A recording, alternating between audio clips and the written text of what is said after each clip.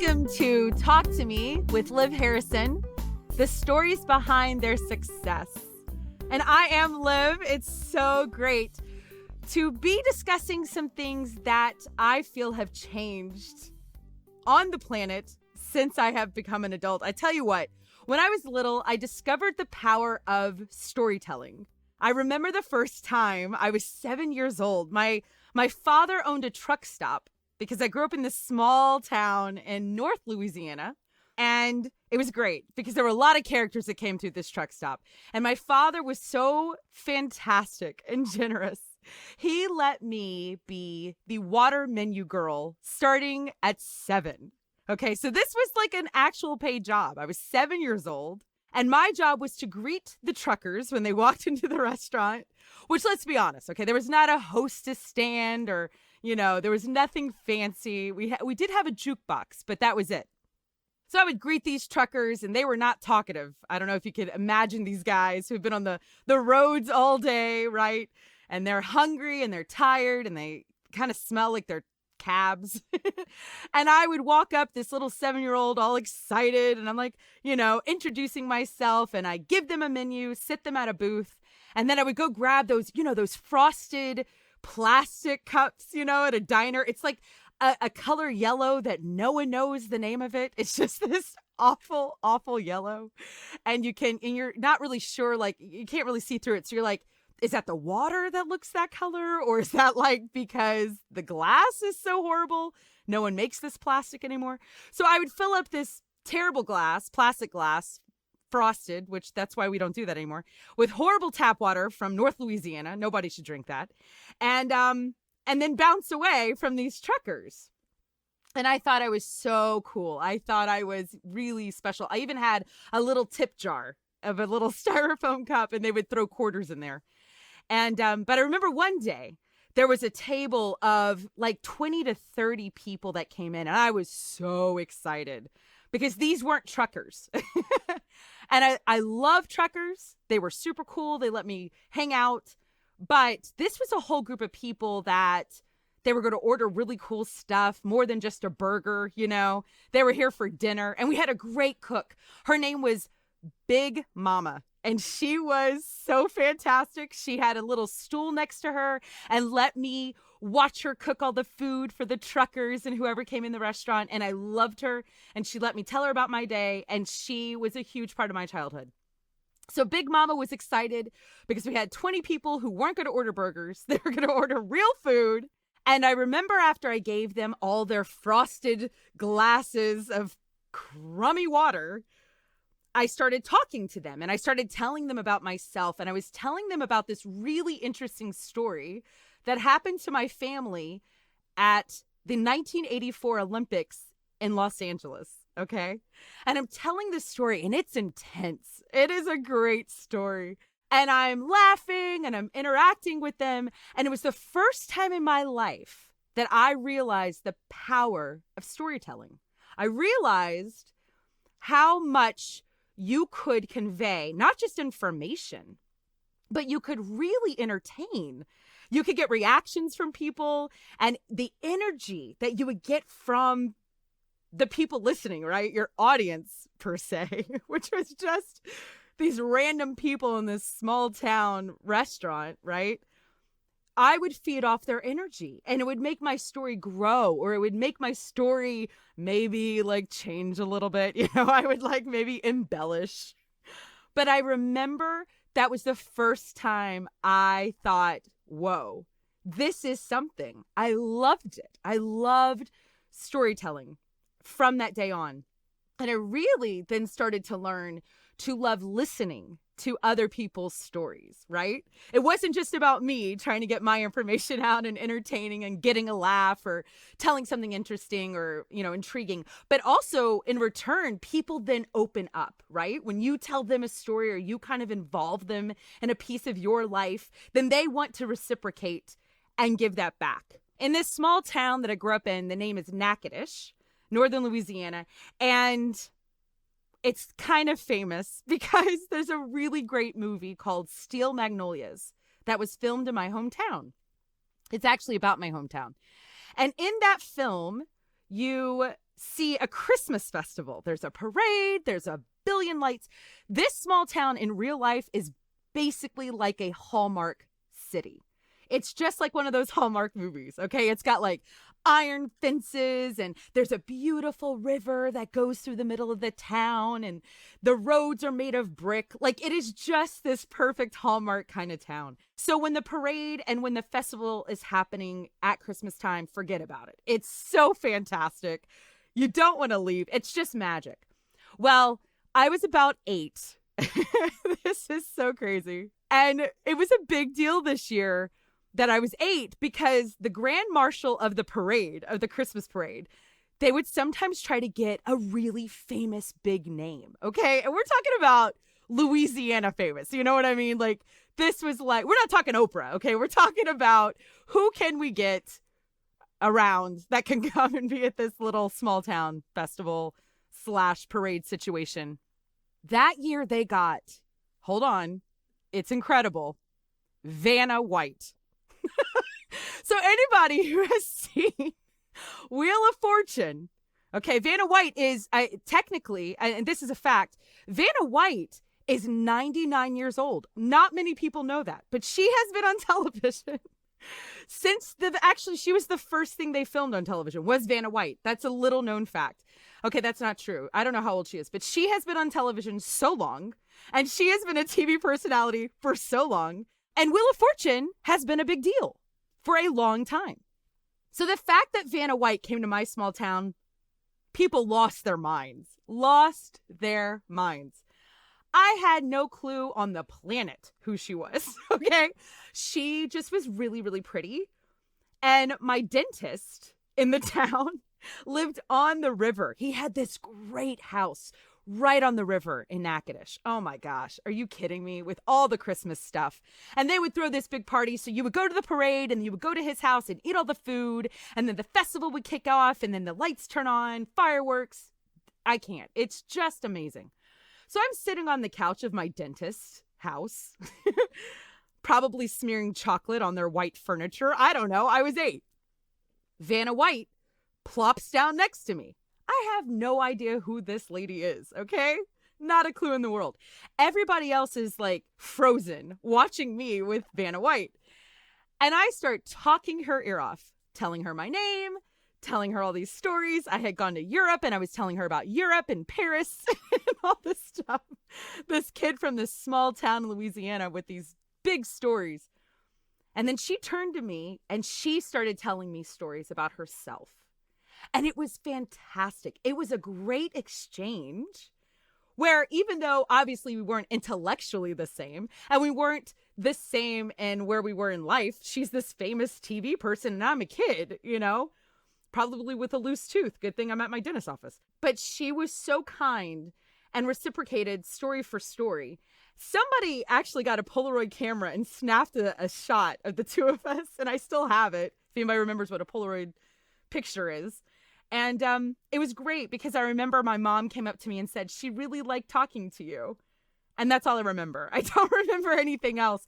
But that was a really important time of understanding how the art of conversation happens, especially between an adult and a child. And then what power happened in between that exchange of these words. So I love how we've moved into this space, right? Where we have so much online, there's so much virtual content, but a lot of it is really manicured, right? There's a lot of editing that goes on, not just with our pictures. Forget that Polaroid camera photo. That would have never made it onto my Instagram feed. Not even a story. Let's be real. I don't even think I would have put it on my Snapchat. But, you know, at the time, I treasured that photo. That's all I had. But now I would toss it. There's no way it would make it. I would filter it. I don't know what I would do. We also edit our words. We edit our captions. We edit our stories. We put out what we want to put out. Even when we're being real, everything takes a pause and an intention. My mom used to say, Liv, you came into our lives in the middle of our lives. You didn't see your father and I struggle digging in the couch for 48 cents so we could go buy a box of Jiffy corn mix so we could eat, you know, like really bad muffins with water, that tap water I was talking about earlier. She's like, you came and we have cars and we have a mortgage and we have all sorts of things. You weren't there through the struggle, through all the wonder. You look at us and you see our success. You weren't there for the beginning. And that's where I want to dig in. I want to dig into people's success. I want to celebrate it, but I want to hear the story behind it. I want you to talk to me. I want to hear, how did you get to where you are or where you're going? I want to hear the journey. I want to hear the good stuff. It's interesting because when you're a kid, you think your teachers live at school. If you ever saw a teacher outside of a classroom, you lost your mind. You could not comprehend. What are you doing? Why are you grocery shopping? Why are you not at the school? Like, what are you doing? Like, it was so confusing. I think we have applied that to anybody of authority. And in the Catholic Church, I think a lot of us do that with the religious people in our life. Okay. We have incredible priests. We have sisters. We have brothers. There's so many amazing religious people in our lives. But it's interesting. We look at our priest and we respect them. Okay. A lot of us respect them and we admire them, but we don't know how they became a priest. Like, when you're talking to your priest and they're like, yeah, I was a basketball star, or I had a really hot girlfriend in college. You're like, whoa, what? No, you're a priest. Like, what do you mean? That's not a thing. Our priests weren't born with a collar around their necks. They were totally, and still are, totally normal human beings. But there's a story behind how they got to where they are and why they chose the life that they chose. I have an incredible friend who came into my life a few months ago who has become a huge part of my life. Shockingly, I've got to be honest. And we have a great story of how we met, but that is not what we're going to talk about today. I want him to come on and tell his story because he's got a great vocation story. How did he get into this whole priesthood gig? Because he didn't start out, like I said, with a collar. He actually, I don't know, probably played baseball and did other things, even though he's from Canada. I'm pretty sure they have balls in Canada. I don't know. But my friend, Father Darryl, is very much comfortable because he is an audio guy. He has a podcast. He has been on Sirius XM. He knows his way around an audiophile. Let me say that. I'm so pleased to have him as my guest on Talk to Me. Father Darryl, welcome. Hi. How are you doing? Liv. Good to talk to you. I'm doing well. How are you? I'm so excited to talk to you. It's so funny because we're doing this and we can see each other, even though you're in Canada. So I'm so excited to see your face. So I know I'm just like beaming ear to ear. But so tell me, am I right in believing that you did not come out of your amazing Blessed Mother as a priest? I'm guessing you were a normal kid growing up in Canada, which please tell me, where in Canada do you live? Because I know like 2 towns in Canada. I know nothing. I live in Saskatoon, Saskatchewan, which That's basically so many S's. Yeah, I know. It's pronounce it as close to one syllable word as you can. Basically, if you go to the border of Montana and North Dakota and go north about 6 hours, I'll wave.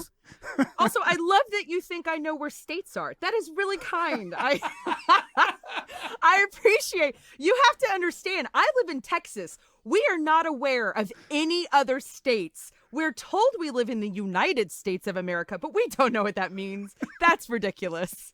There's Texas, so you can tell me where to go from Texas, and maybe I could find you. But you know what? Let's move on, because I already have no idea.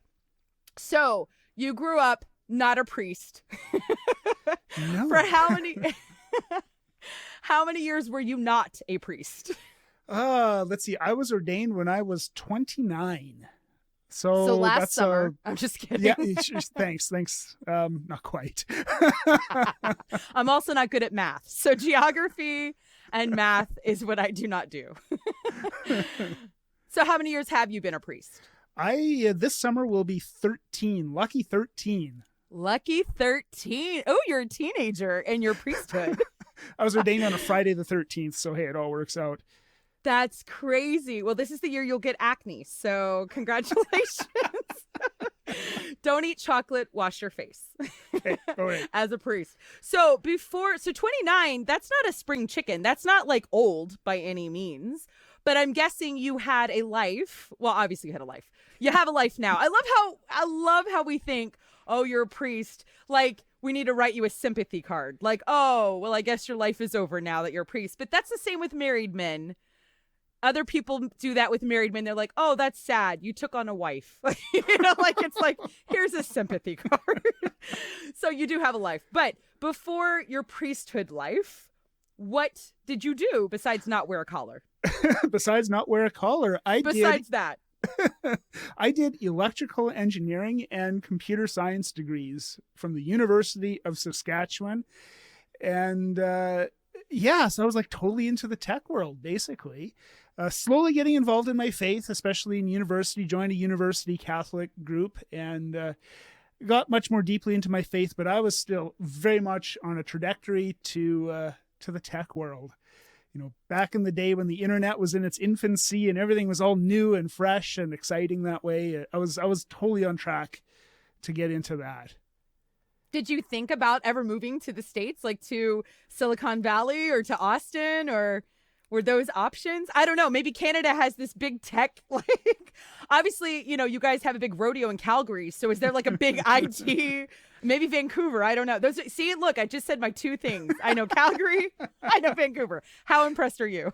I'm very impressed. And actually, both of those would be pretty big tech hotspots in Canada. So yeah.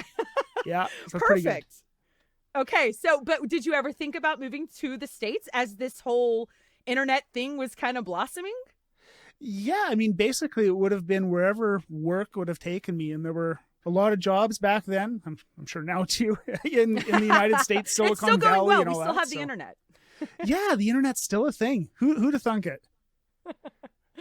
Okay, so but when you were like a little kid, take me back to when you were tiny growing up in Canada, which I just think you had like a pet bear and like you went fishing, like, you know, like it was like a Brad Pitt film. You were like fly fishing in a creek. Just go with me on this. I know that this is how your childhood was. So what did you envision yourself being when you were in elementary school?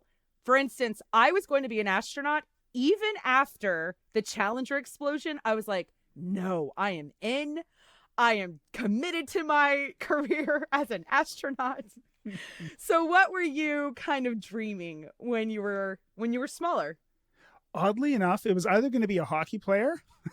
Nice. I didn't play much baseball. I played hockey. Still do, actually. Forgot. But Got it. Yeah, so it was either going to be a hockey player, but oddly enough, I didn't make the NHL. Didn't quite, you know. It didn't work out.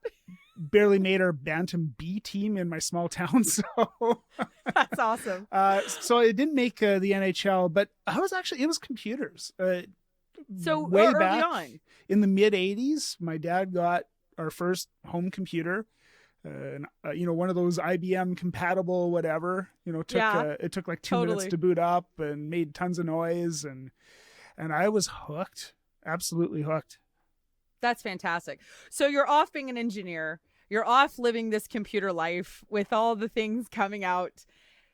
Where was God in that entire scenario? Like, once you got the degrees that you got and you're living as a real adult and you're, you know, making your own mac and cheese in your own pot and you're going to like your job, you know, where were you in your faith? Not when you were in college, but you see what I'm saying, where you're actually living out your career. Where were you with God during that time? Well, the interesting thing is I only spent 1 year outside of university before entering the seminary. So it actually came pretty quick. Okay, so university years were actually a big, big part of it. And it was being invited to be part of this university ministry. Someone invited me to an event and I made friends and I continued to stick with it. It ended up getting into leadership with this organization. And when my university was done, I just wanted to give a year back. You know, they had this volunteer program and I wanted to give a year back because this ministry had given so much to me during my time. And so basically for the first time in a long time, I had time to think. And I was working for a Catholic organization. And that's a dangerous combination because, you know, a lot of my story is really subtle. Like God was annoyingly persistent. And subtly, annoyingly persistent. Annoyingly persistent and subtle. He's such a gentleman, that God. Yeah. Like, I mean, there'd be many times we'd be, there'd be some event or we'd hear some speaker or something. And vocation would come up and it would hit me at the heart level and freak me out. Really? Absolutely freak me out. Freaked you out? Oh yeah. I mean, I couldn't, priesthood was for like the holy guys, right? Not for Right. me. Not for me. Yeah. So, it would freak me out. I would suppress it, give it a few months. I would kind of forget that it ever happened. And just as I had forgotten it, here's some talk. I'd read some book, talk to some person. It'd come up again. And then eventually, after, about several years of this happening, and again, finally working for this organization, I kind of started, I'm a little dense. So it took me a while. I finally realized, oh, wait, there might be a pattern here. Maybe well, you are mathy, so you're like, hold on a second. Wait a minute. So That's basically, great. I started the process, got a spiritual director, which was a very important part of it all. That's a smart move. I like that. And eventually got into seminary and not sure whatsoever that I was actually called to be a priest when I entered seminary. It was another step of discernment. And my bishop was very supportive of that. He's like, yeah, that's the place you got to be. If you're going to discern this seriously, then that's where you need to be. Basically, I went to seminary, and when it became really concrete that yes, God was calling me to do this was actually during, we do an internship here. Like I know a lot of people who study to become teachers do an internship and this kind of thing, right? Yeah, true. Same thing in seminary. So we do an internship year where we're in a parish, and I was in a small town in Saskatchewan, a rural setting. Truckers? Were there truckers? And a cook named Big Mama? There were some truckers. Yeah. There were some truckers. And I love small towns. They're the best. An amazing thing. Just so down to earth, right? Oh, they're it was great. exactly what Salt I of the needed. earth. Exactly what I needed to come out of my shell. But I remember the day when it all kind of coalesced for me that, yes, this was what God was calling me to do. My pastor who I was with for that year brought me along as he went to visit this family home. And so we got to this family home, and it turns out what we were doing that day was making something called head cheese. I do love cheese. No, this that is like not Wisconsin? cheese. This is not cheese. Oh, it's not cheese. No. Why would they call it head cheese? Like, what I is have that? no idea. I have no idea. Basically, you think of 100 years ago plus when, farmers would basically use every part of their livestock that they possibly could. So in this case, it was the pig, and they would make basically sausage out of the head meat. No. Yeah. And they called that people head cheese. ate it? Is that haggis? Is that what the Scottish do? I feel like... I have no idea. What? Head cheese? So basically, it's such a lie. They're lying, these people. Oh my gosh. That's not cheddar at all. Right? So basically, I'm at this place, with my pastor What? and this family, and they get me to help me make head cheese. And No. Wait a second. Wait, what does that mean? Explain how you help make. You seem like. Do you need a therapist? How detailed do you want me to be? I mean, we don't have to be graphic, but what was your job? My you job to chop anybody, did you? You didn't machete a pig, did you? They gave me the ears. And I had they to just prepare handed those. you a bunch of ears or a ear? A couple of ears. They're pretty big. No. It's a big pig. And I had to prepare those to go into the, I think they would boil the water with it so I'd get some of the flavor or something. And that was my job. I was basically preparing the ear guy. Ears. Oh and because my gosh. God is subtle and he knows my brain, he knows it's weird. Basically, he's like, here's my moment. Exactly. Right? As if this was going to be, oh yeah, it was Mother Teresa who appeared to me on the hillside and told me, no. I was doing this. I was with this family, just being with them boiling in pig real ears life, absolutely real life. You can't get more real life than doing that, right? Absolutely real life, and it just coalesced. You know what? God is calling me to be with His people. As his priest. Wow. I just remember we're driving back and it really hit me that day. I'm where I need to be. And stop. Oh my gosh, that's insane. So I really love that it was the concept of what everyday life as a priest would look like, where you are with people and how you would be with them and how you would be a part of their lives and what that exchange would look like. That's so fantastic. So let me ask you this. What got quiet in your life so you could finally hear God? It's a good question, right? It's a fantastic question. Oh, it's such a good question. I mean, is there any one moment? Maybe not. Like I say, it was God's action for me was very subtle and annoyingly subtle. and almost too subtle. Almost too subtle. Yeah. And basically, it was over time, I think he finally he wedged his way in there and actually let him do it, I guess, very subtly. And eventually spoke to me that, you got to do this. This is what I'm calling you to do. It was basically that annoying persistence. You couldn't fight anymore. You couldn't ignore the constant pattern that he was putting into your life over and over again. You finally just succumbed and said, okay, great. Head cheese. Got it. Exactly. And and stop being so fearful about it, right? Like stop being so fearful about it. If this is what God's calling you to be, then it's good. So maybe that's what quieted down was the fear. The fear that you had either imagined or that you really truly had. It no longer existed, so you could actually accept that amazing call whilst boiling a pig ear, obviously. Yeah. I mean, let's think about that. If you weren't afraid to boil the pig ears, what was there left to be afraid of? That is I didn't think of it that way. What if that's what it was? Like, finally, he was like, look, if you can do this, dude, there's nothing left. That is fantastic. No other fear. So come on over. Here's your collar. That's fantastic. I hadn't thought of it that way. That's great. Yeah. Great. I love it. No, it's such a great story. So how long after the boiling of the pig did you actually get ordained as a priest?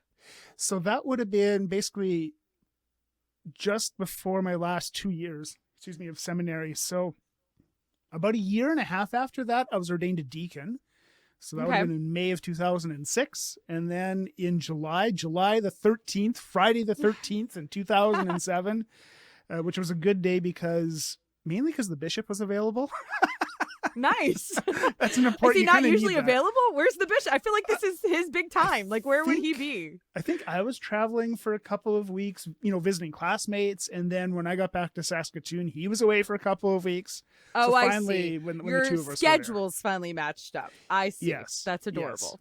Yes. It's very human, His right? people called your people. Oh, no, that's great. So Friday the 13th, and this is your 13th year. It's your golden anniversary because you're ordained on the 13th. I know, I'm your extra friend. I'm the one who does all the things that's so extra. So I'll be sending you golden geese. I don't know. We'll have to figure out something to celebrate. Maybe a gold computer. That's more you. I don't know tech things, but I love it. So I love that you shared your story, and because I'm sure you get all the time, people just assume you've been a priest, or they assume you're holy 24/7. Not saying you're not, or they assume. I mean, people make a lot of assumptions, and here you have this big life where you go on pilgrimages with Lino Rulli, and that I'm sure is a great story behind that whole thing and how you connected with Lino and how you get to tromp around all these foreign lands. But it's easy, right, for people to look at these pictures of you and start making all sorts of judgments or start creating the story themselves. And rarely do we have the gift of conversation anymore, right? We don't have time. Nobody has time to sit down and talk and get to the good, gooey middle part of a brownie, the good stuff. How did that happen? How did that get there? But I think it's important to start with your first call from God and how he finally won you over. So thank you so much for sharing that with me. Thank you for talking to me. I can't wait to dig a little bit more the next time. Will you come back? I would love to have you back again. That'd be fun. Thank you so much, Liv. This was a lot of fun. Fantastic. All right, sir. Well, I will see you on the internet, curated and edited. But I really appreciate you being here. Thank you so much for tuning in to Talk to Me with Liv Harrison, the stories behind their success. Until next time, God bless.